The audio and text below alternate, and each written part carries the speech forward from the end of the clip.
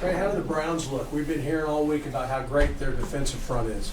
Yeah, they're an excellently talented team, a really physical team up front.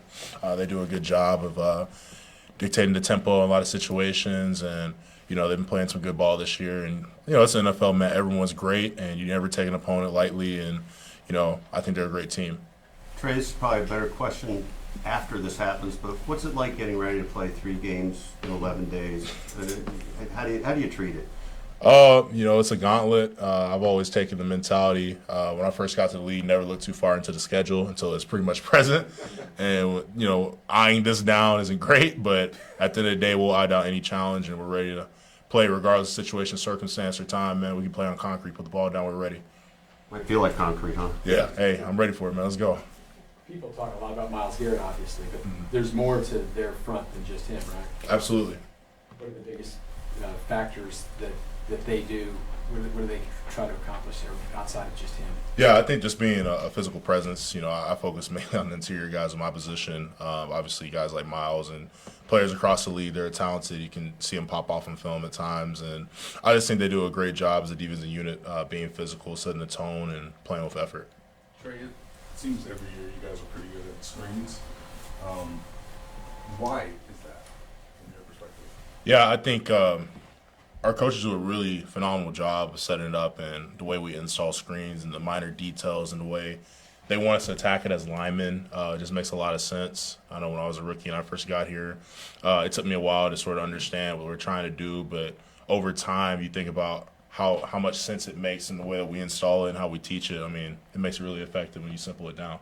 What's the most fun part when you hear the screen call has been made and you guys get to maybe do more than what the regular pass blocking scheme is? If it works. I always have fun when we have a good play, man. But obviously, anytime we saw that play, we want it to work. And like I said, the best time you have a great play, the best feeling is when it works. Is it better to have a pancake on a screen? I know there was one last night in LA, but K-Dot. Is it better to have a pancake on a screen than like just a regular interior run game? I'll take a pancake anyway. Any type of play, if I can get someone on their back, I'll take it.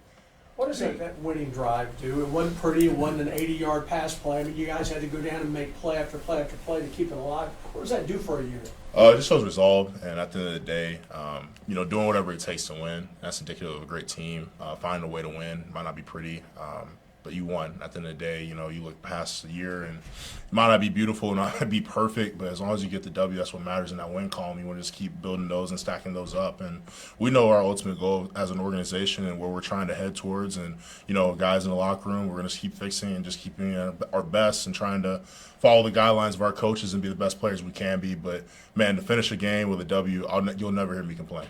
Trey, was it good to have Hollywood back out there today and just for this offense to continue to kind of get some of your weapons back, including, Pop? Yeah, for sure. Any guys who face injuries, getting them back is always a great feeling. You're just excited for them.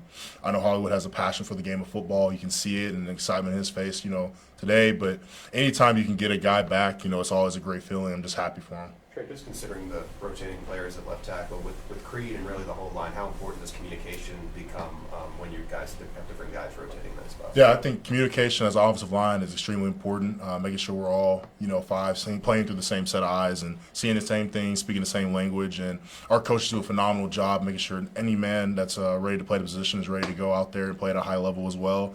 And, it's just a cohesive unit thing. So over time, the comfort builds up, and we just keep rolling, man. We're ready.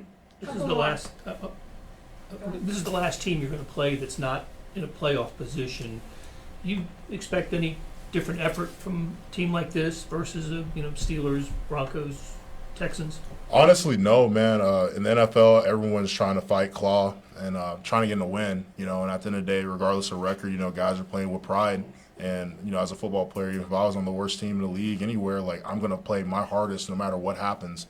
And so I don't really think they'll play any different than even top-notch teams. I think they're going to play with high effort and try to get a win every single week, Last one, Tim.